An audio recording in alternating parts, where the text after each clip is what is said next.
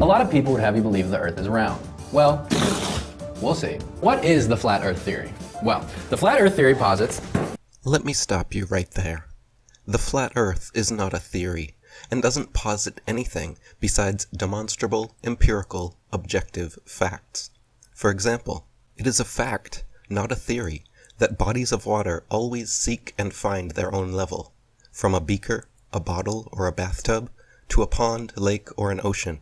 The natural physics of water and other liquids is to find and remain level. It is an unproven, unscientific theory with no observable, measurable, or repeatable evidence to claim that bodies of water can somehow bend, cling to the exterior of shapes, and show convexity upon their surface.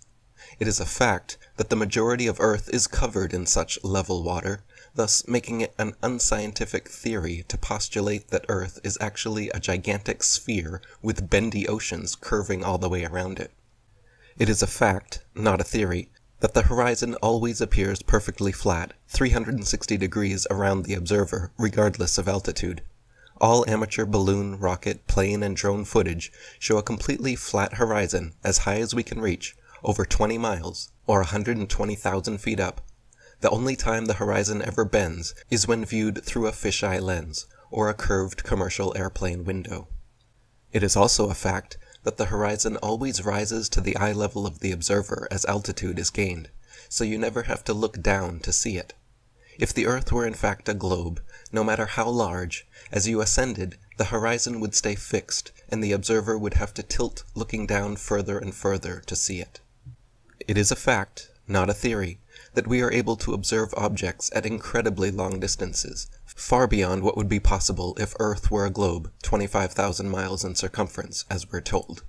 For example, it is a fact that in Genoa, Italy, from just above sea level, on clear days, it is possible to see the distant islands of Elba, Gorgona, Caprea, and Corsica 80 to 125 miles away. It is a necessary theory that the globe Earth must curve 8 inches per mile squared if it really be a ball 25,000 miles in circumference. But based on such a theory, these islands would all be completely hidden behind thousands of feet of curved Earth. In fact, the record-breaking longest distance zoom photograph ever taken recently showed Pic Gaspard from Pic de Finestrelles a whopping 275 miles away, at a height of under 10,000 feet, where, based on correct curvature calculations, the entire mountain should be invisible behind several miles of curved Earth. It is an observable, testable, repeatable, scientific fact of reality that Polaris, the North Pole star, situated perfectly over the North Pole center of Earth, never moves a single inch, night after night, year after year, century after century, with all the other fixed stars remaining fixed in their relative constellations, revolving perfect circles around Polaris. It is an unobservable, unproven, unscientific theory to claim that thousands of years ago Polaris mysteriously did move, and Thuban or other stars became the center of rotation. It is also an unobservable, unscientific theory to claim that the Earth is spinning 1,000 miles per hour around an axis, while rotating tens of thousands of miles per hour around the Sun, while the entire solar system circles hundreds of thousands of miles per hour around the Milky Way, and the Milky Way shoots millions of miles per hour more off through infinite space, when we cannot see, hear, feel, or otherwise observe or prove any such motion. And we can see clearly for ourselves Polaris never moving and all the other stars revolving around it. Not only that, but such circular star trails around an unmoving pole star prove that it is the stars themselves moving and not the Earth. If the Earth were truly a tilting, wobbling, spinning space ball undergoing these multiple contradictory motions through the universe, you would only see irregular spiral-shaped star trails, and the night sky would never be the same twice. It would be impossible for constellations to exist whatsoever if Earth were truly undergoing these various theoretical motions. And those are just a few of the countless, observable, testable, repeatable, scientific facts of our level, motionless plain Earth that have been marginalized, suppressed, and ridiculed for centuries in favor of various unobservable, untestable, unscientific theories purporting we live on a tilting, wobbling, spinning ball. The Earth is not a globe, as you have come to know it, but is in fact a flat disc-like shape. It's kind of a lot like this. Yeah. It suggests that the Earth's land masses lie flat. And to better understand this, let's go all the way back to the Bedford level experiment with Samuel Burley Robotham. So let's go to the chalkboard in the Bedford level experiment. Sir Samuel Burley Robotham, don't know if that's how it's pronounced, kicked off this whole flat Earth thing with the Bedford level experiment. Samuel Robotham was a prominent and vocal flat Earth proponent in the 19th century, but he certainly didn't kick off this whole flat Earth thing. From the beginning of recorded history, and for thousands upon thousands of years, cultures across the entire world all believed the Earth was flat. The cosmology of literally every pre-Copernican culture, besides a few ancient Greek philosophers, described a stationary plane Earth, and not a spinning ball. What he did is he started on a long river, and he stood here, this is him, with a telescope, and he had his friend in a boat ride a number of miles down the river. So this was what he was suggesting. Because of the curve of the globe, he shouldn't be able to see his friend after about 6 miles. The top of the sail should have been about 11 feet under his view, but he saw his friend go like more than 6 miles. The whole time he saw the whole boat and the whole thing just like this. That led him to thinking that Earth is not a globe. Samuel Robotham was already well aware that Earth was flat and motionless. His Bedford-level experiments, there were many actually, were designed to demonstrate this fact. He conducted several experiments using telescopes, spirit levels, and theodolites, special precision instruments used for measuring angles in horizontal and vertical planes. By positioning them at equal heights, aimed at each other successively, he proved over and over the Earth to be perfectly flat for miles without a single inch of curvature.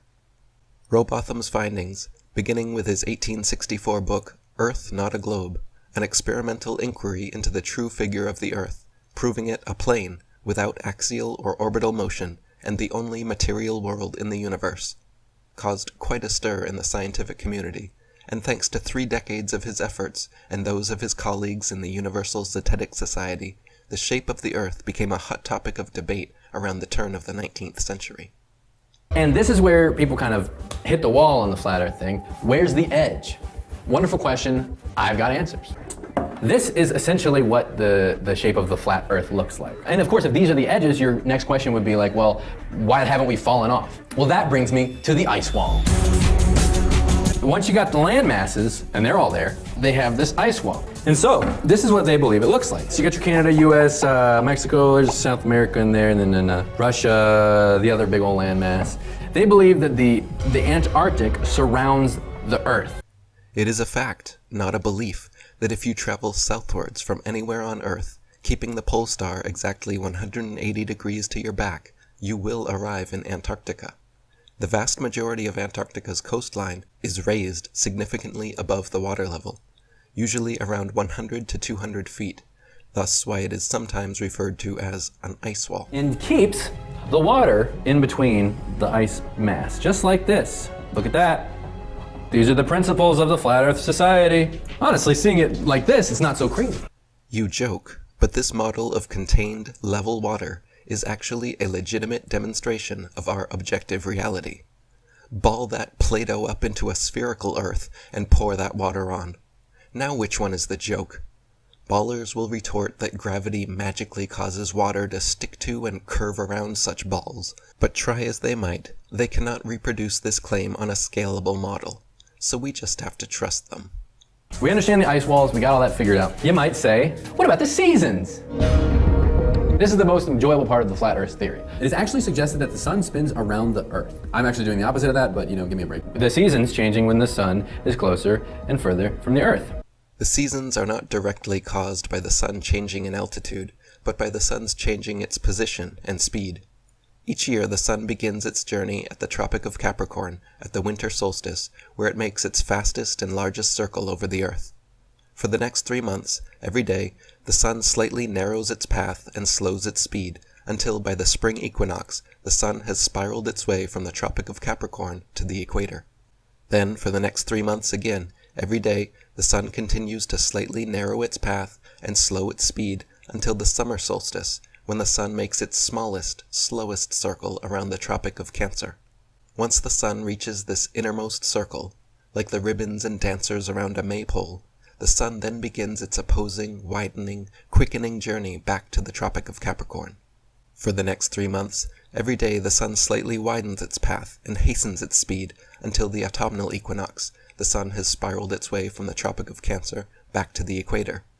Then for the next 3 months, again, every day, the sun continues to slightly widen its path and hasten its speed until the winter solstice, when the sun again makes its largest, fastest circle around the Tropic of Capricorn, and the annual journey recommences. So that's good. So they believe in gravity. So we're good. No, they don't. Gravity is a hoax. We all stay here, not because of gravity, but because the Earth and the sun are constantly and ever moving upward, like a tower of terror that you can never get off. This complete nonsense is just not true. Literally no flat earther in history ever believed or even presented this ridiculous theory until it was included on the farcical, satirical, controlled opposition Flat Earth Society website in the early 2000s. I have not found a single flat earther outside of the Flat Earth Society who believes or promotes that misinformation, and the thousands of flat earthers on my channel will back me up on this. Please comment below if anyone actually believes Earth is an upward accelerating disk. This brings me to photographs. So you're saying, I've seen photos of the Earth. It looks like a sphere. It's very circular. Why haven't these flat Earth people seen the photos either? Well, they have. But those photos were taken by NASA. This is a quote pulled from the Flat Earth Society's website. In general, we at the Flat Earth Society do not lend much credibility to photographic evidence. It is too easily manipulated and altered. That is where me and them connect. And on the whole, the Flat Earth Society doesn't believe anything that NASA says or does. Once again, this deep researcher references the single website on the very top result of every Google Flat Earth search, the Flat Earth Society, a farcical, satirical site which is constantly exposed and debunked by genuine flat earthers, including the original, actual Society of Flat Earthers, known as the Universal Zetetic Society, and its successor, the International Flat Earth Research Society.